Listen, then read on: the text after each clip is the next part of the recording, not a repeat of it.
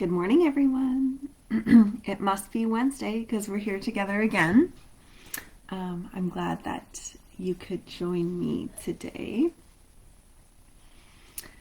Oh, shoot. My computer's doing that weird thing again. I really hope we don't have a repeat of last week. Okay, let's take a nice sip of coffee.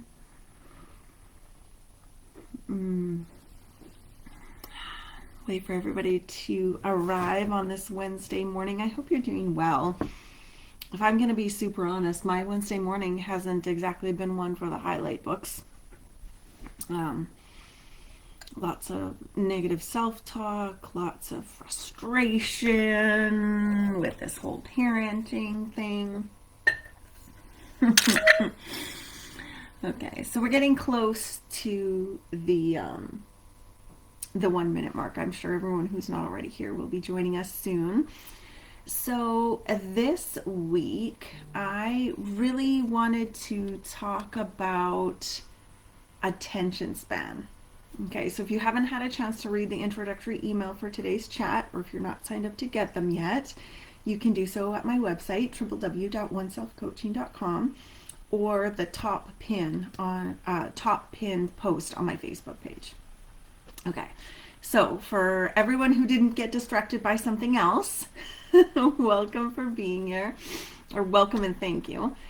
So I invited you all here to discuss my own attention span and what I found to be causing it to shorten. And even I was trying to find the right word, because shorten isn't always the word I'm looking for. Thinning. I feel like my attention span is thinning over the last few years. Now, I'm old enough to remember when Facebook started. Yes. I'm also old enough to still be using it on a regular basis, obviously. So I do remember how strangely exciting it was to be able to see what everyone was doing via their status updates on Facebook. And it wasn't long, however, though, before we began to add photographs to our posts and completely leave behind those word-only posts that we were really enjoying. Not long after that came video posts. Goodbye pictures. We no longer have the attention span for you.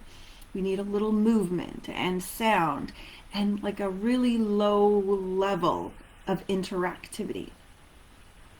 Not long after that, the ads that used to be at the edges of our screens, boom, they started showing up right in our feed itself. And I remember when they changed it from your wall, you could post on the wall, and then all of a sudden it was a feed, which even the terminology means it's changing, it's growing, it's moving, it's cycling through, if you will. Now, don't kid yourself. This has been a long, slow, and calculated move on the part of social media. Instagram, WhatsApp, Twitter, Snapchat, YouTube, and who can forget about TikTok? Each one of them designed to capture your attention immediately or be swiped into oblivion. It's quite ruthless, in fact, but we've been training for it, if you really get down to it. We've been indoctrinated to believe that we should be captivated within seconds and only remain engaged for a few seconds more. And we do it. We do it greedily, and we do it with abandon because it feels really good to check out for a bit. Mentally, emotionally, and often intellectually, we live in a very fast-paced culture, and desiring a break from that is completely understandable and totally normal. Now, there are a variety of stats out there about attention span, but the majority of what I found stated that the average attention span of a Canadian adult has dropped from 12 to 18 seconds, 12 to 8 seconds in a matter of only, depending on the thing I was reading, between 10 and 13 years, which is pretty fast. And our attention span is now surprisingly close to that of a goldfish. And some research I found actually showed that it's shorter by an entire second. And we joke around about the attention span of a goldfish, but here we are. Now, I'm not immune to this. I know that I'm susceptible to the allure of the distractions held inside this crazy little device that I call a phone, even though calling people is one of the rarest things I use it for these days. Email, social media forums, games, music, text communication, meditation, reminders, calendar. I got walking trail maps in there. I've got shopping lists, photography and photo storage, driving directions, maps, internet access, television and movies, shopping, meetings. And just this morning, I reordered a prescription through an app on my phone. I'm not calling anyone, I'm not doing anything. And all of it takes a really split second. So, for quick reference, I picked up my phone and engaged with it 354 times last week. The most used app after my pickup is messaging or texting.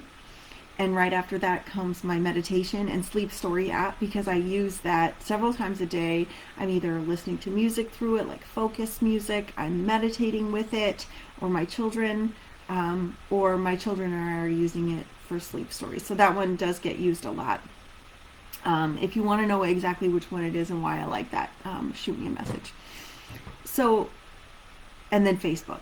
Facebook was my third top. So text messaging, my meditation app, and then Facebook. So I work exclusively from home. And I was still shocked at how many times I picked that thing up. If you're interested and you want to look at your own stats, and you have an iPhone, because I don't know how to do it on an Android device, but if you go under settings and screen time, you'll be able to see how much time you're spending on certain apps and all the same information I just shared with you. So, have you ever picked up your phone and then got like into something, and then you pull yourself out of it, you set your phone down and you walk away before turning directly around to do the thing that you picked it up for initially? I do. And it happens mostly with like grocery list stuff or adding details on a calendar appointment or something like that. And I'm typically in the middle of doing something else. So this multitasking, which I think is nonsense. You cannot do two things at the same time. You just can't. Your brain isn't wired that way, and you can get really, really good at it. And I think a lot of what's happening with social media and our expectations of how fast we can get and share information is leading us to believe that we're better at it than we are. But the brain can only do one thing at a time. If you want to challenge that, you should try and read a book in your head and have a conversation with someone else. One of those things is going to compromise, right? Try and play a game on your phone while there's a TV on, or have a phone conversation while your favorite show just shows up, right? All those little things. So you might be asking yourself, what do I even care if my attention span is getting shorter? Well, it would be really nice to be able to fully engage in good conversation. And you definitely can't do that with a teeny tiny attention span. I also really like completing tasks on the same day I start them. And with a goldfish size attention span, I tend to start a lot of tasks and often have trouble finishing them all because I've completely forgotten that I even started the first four. I also enjoy reading for lengths of time that increase enjoyment and retention. And that requires you got to give it your attention for at least a dedicated length of time. You want to be able to find your way back home from anywhere you've never been before, you're going to want to pay attention. So attention is important for so many reasons that it's ludicrous to even try and list them all, which is why I started worrying about my attention span getting shorter. um, Basically, what it all boils down to is that it's keeping me from being as productive as I'd like to be. And it kind of makes everything just like a little more work.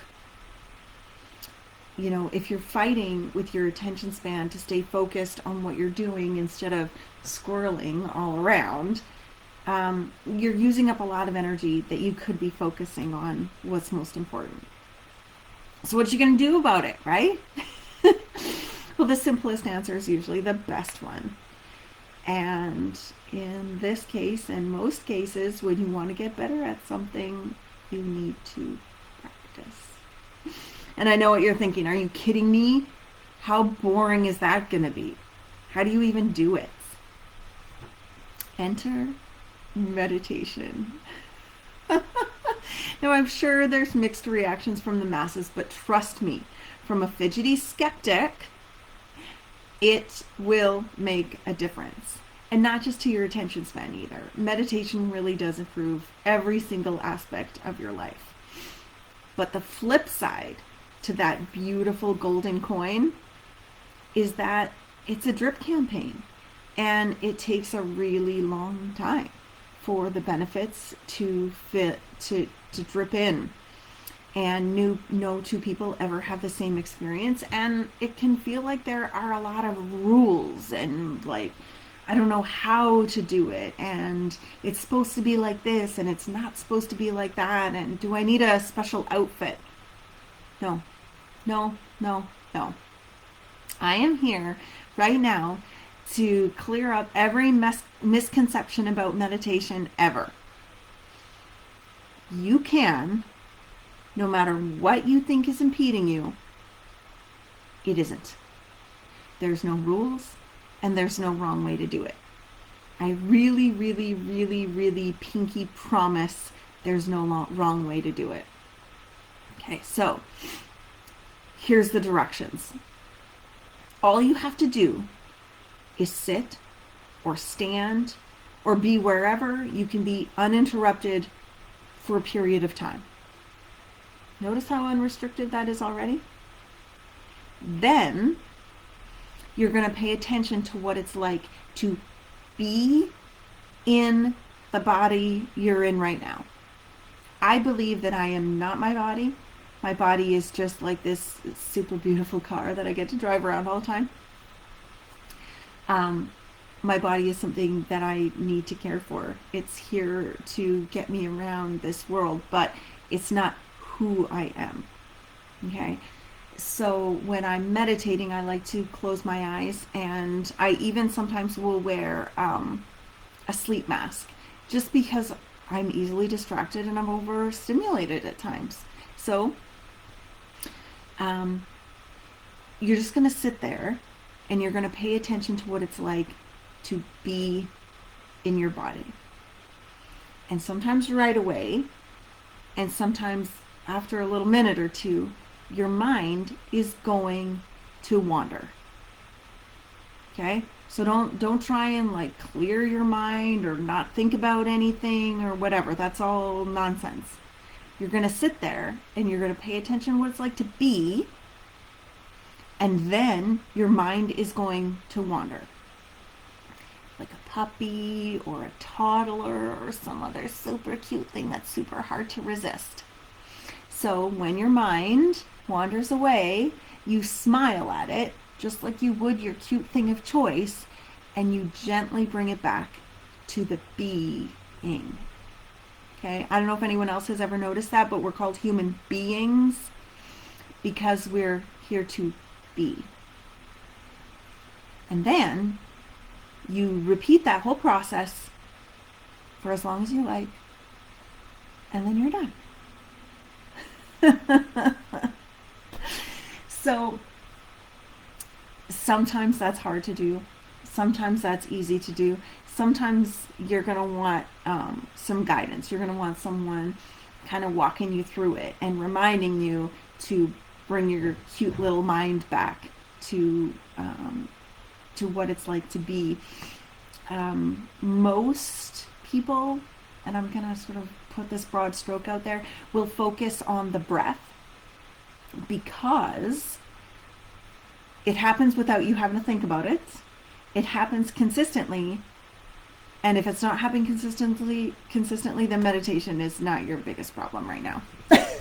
Okay, so because meditation or breathing happens without us thinking about it, we can just pay attention to what it feels like, or what it sounds like, or what it's like for you.